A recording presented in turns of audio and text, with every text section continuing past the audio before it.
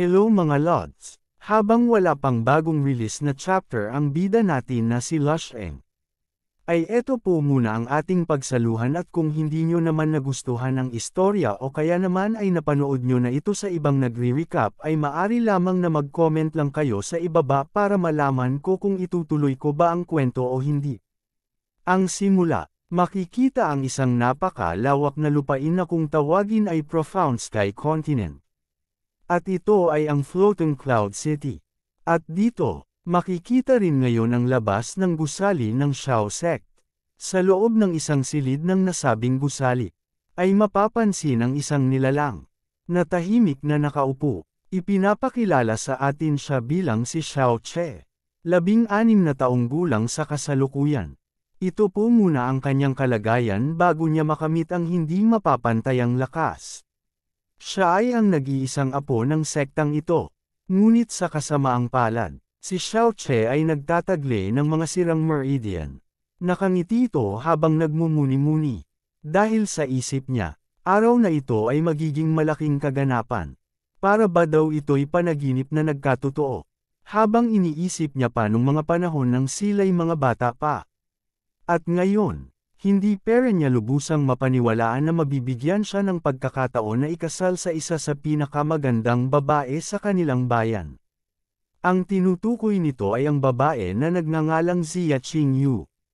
Naging mapanglo ang mga mata ni Xiao Che. Dahil ayon sa kanya, si Zia Qingyu ay hindi lang isang henyo.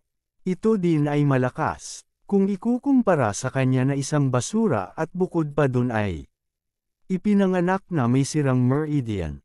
At naiintindihan niya raw na hindi nito gusto ang makasal sa isang gaya niyang basura. Sa kabilang banda, sa labas ng gusali, may dalawang tao ang nakatayo at magkaharap. Tila nag-uusap, at makikita sa malayo, ang isa na may hawak na tasa. At dito kung saan ang may hawak na puting papel na inaabot sa isa pang lalaki, at ito ay ang apo ng second elder. Siya ay si Xiao Yang. At ang may hawak na manatasa ay si Xiao Yulong. Nakay sa isang anak ng patriarchs. Habang iniaabot ni Xiao Yang ang bagay kay Yulong, ay ipinagmamalaki nito na ang lason daw na ito ay walang kulay at walang lasa. At kung ito ay ipaiinom sa kung sinong target nito, ay hindi nito mamamali na iyon na rin ang magiging sanhi ng kanyang kamatayan. Dahil hindi ito umano kayang tukuyin ng sino man. Tulad ng hiniling umano nito. Pagtapos ay makikita ang malademonyong ngiti sa mukha ni Yulong. At nagsabi, na mapagkakatiwalaan nga talaga kita. At makikita na inilagay na nito ang lason sa tasa na may laman. Habang patuloy sa masamang balak ang dalawa, isang dalaga ang naglalakad bitbit sa dalawang kamay ang tray na may mangkok ng lugaw. Ito ay si Xiao Lingxi, nag-iisang anak na babae ng 5th elder ng sect. Natano naman ito ni Yulong at agad na tinawag ang pangalan nito. At itinanong kung saan ito pupunta. Nagtaka naman dito si Lingxi. Ngunit sinagot niya naman din ito. Aniya, ipinagluto nito ng lugaw si Xiao Che. At ihahatid niya na ito sa kanya. Ngunit tumugon si Yulong kung bakit iyon ang ibibigay kay Xiao Che. Hindi daw ba alam ni Lingxi na napakahalaga ng araw na ito? Ayon kay Yulong, ngayon ang kasal ni Xiao Che. At hindi umano makabubuti kung pakakainan niya siya niyan. At ipinakita ang hawak nito at sinabi kay Lingxi, na ito ang ibigay niya sa halip na yung lugaw na kanyang dala. Aniya habang may masamang ngiti makabubuti daw ito sa kalusugan ni Xiao Che para makatagal mamayang gabi. Laking pagtataka naman dito ni Lingxi. Anong tulong daw ba ang ibig nitong sabihin? Maayos naman daw ang kalusugan ni Xiao Che. Nagalit naman dito ang hangal na si Yulong at pasiga na sinabi na wala ka talagang alam pagdating sa aming mga lalaki. Huwag ka nang mag-alala. At ako na ang bahala. Dagdag pa nito, kung sa tingin ni Lingxi na magagawa niya ng masama ang kanyang brother. At sa pilitan na nitong kinuha ang bitbit ni Lingxi at ibinigay ang hawak nito. At habang naguguluhan si Lingxi, ay nanlaki na lang ang mata nito. At maya-maya pa, Tinawag nito si Yulong at nagtanong, kung kailan pa ba daw ito nagkaroon ng concern kay Xiao Che. At sumagot si Yulong na, ano ba daw ang mali kung mag-alala siya sa kanyang little brother.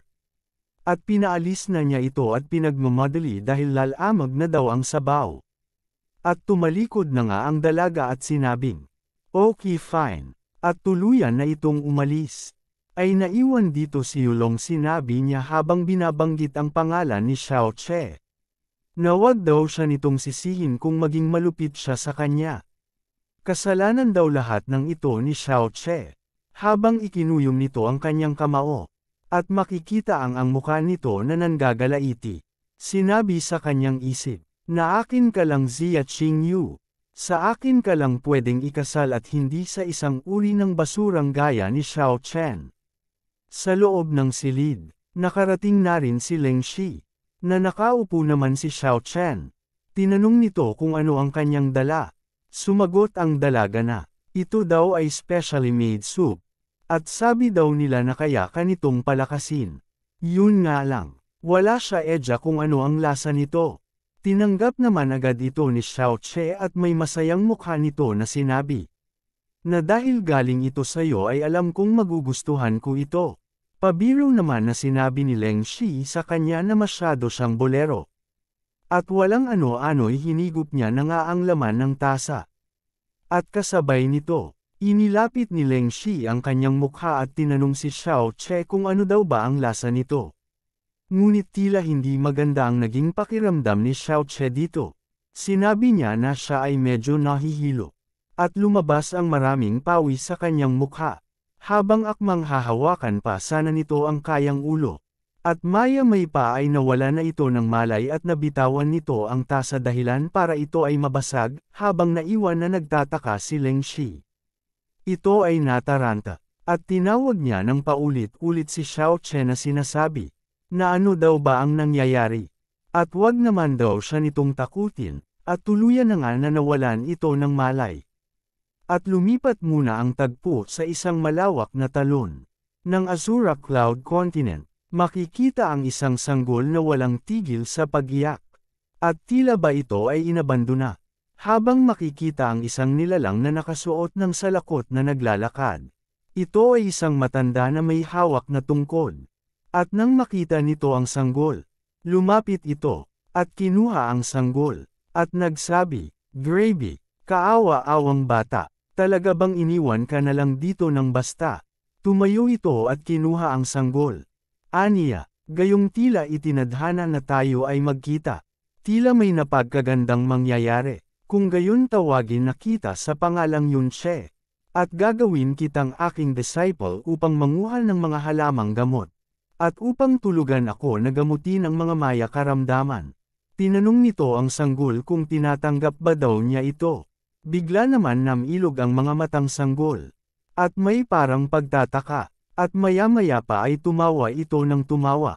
Kaya sinabi ng matanda, na mukhang ito ay natutuwa. Kaya dahil dun, itinuring niya na lamang daw ito bilang pagsang-ayon.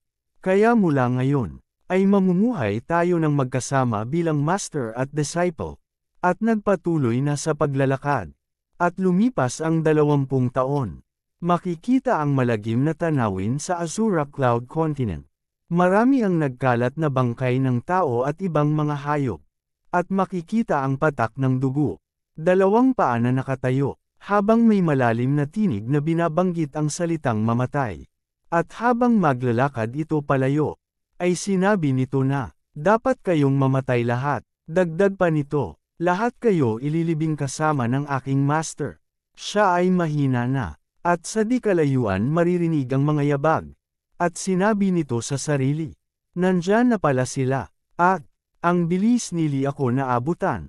Tinignan niya ang mga ito at nagsabi, ayos lang. At nakita ang isang bangin na tinatawag na Endless Cloudy Cliff.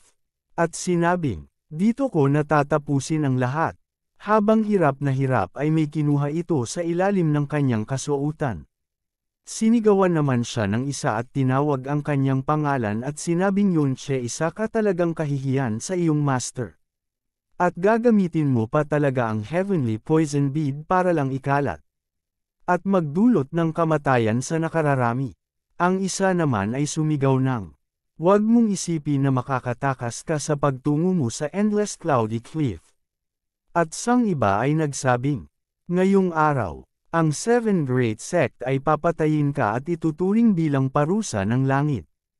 At habang si Yun-che ay umaatres, habang tumutulo ang dugo sa bibig, sinabihan niya sila na wag nang magpanggap na wala sila kinalaman. At hindi ba daw sila napapagod sa pagbanggit sa ngalan ng langit? At inilabas nito ang isang kulay berde na bagay ay sinabi, "Malinaw naman na lahat kayo gustong makuha ang bagay na ito." At ipinakita sa kamay nito ang bagay na tinatawag na Heavenly Poison Bead. Tumawa ng malakas ang mga nakakita nito at sinabing, "Sa wakas nagpakita na rin ang Heavenly Poison Bead." Sinabi pa ng maghangal, "Sulit talaga ang paghabol nila ng 3 araw at 3 gabi. Para lang hantingin siya." Sinabi ng isa, na ibinigay nito ang hawak niya dahil hindi siya korapa dapat sa ganyan na kayamanan. At ang nasa gitna na parang palong ng manok ang buhok ay nagsabing, ibigay na nito sa kanya ang Heavenly Poison Bead. At ang nasa kanan ay nagsabing, isuko niya na ito. Tumindig naman si Yun-che kahit nahihirapan. At sa madilim na ekspresyon, ay sinabi nito sa kanila na, walang ibang inisip ang aking master kundi ang ikakabuti ng nakararami. Inuuna nito ang iba kaysa sa kanyang sarili. Hindi na rin mabilang ang kanyang mga nailigtas. Pero kayo, para lang makuha ang Heavenly Poison Bead, ginawa ninyo lahat ng kasamaan para lang itulak siya sa kanyang kamatayan. At idinilat nito ang kanyang mata, at lumabas ang ugat nito sa noo. At nagsabing, hanggang ngayon wala kayong ibang bukang bibig kundi ang poison bead na ito. Managinip na lang kayo, at ibinuka nito ang kanyang bibig. At walang pag-aalinlangan na isinubo nito ang poison bead. Nanlaki ang mga bibig ng mga hanggal.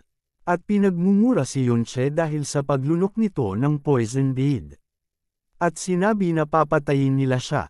At nagsisugod dito ang mga hanggal. At ayon pa sa kanila na hindi na mahalaga kung nilunok niya pa ito. Dahil kailangan lang nilang patayin ito at hatiin ang katawan para makuha nila ang poison bead. Habang nakatayo lang dito si Yun-che na tila may binabalak na gawin. At maya-maya pa ay tumawa ng malakas si Yun-che. Kasabay nito, nasa bingit na siya ng bangin. Walang ano-ano, ay bigla na lamang itong tumalon. At tumawa ito ng malakas. At sinabing kung ako man ay mamamatay ako sa sarili kong mga kamay. Habang nahuhilog si Yun-che ay nakatingin sa kanya ang mga nasa itaas at sinabi, ang loko-loko na yon. Nagawa niya talagang tumalon. Sinabi ng isa na, sa taas ng cloudy cliff ay hindi na siya mabubuhay.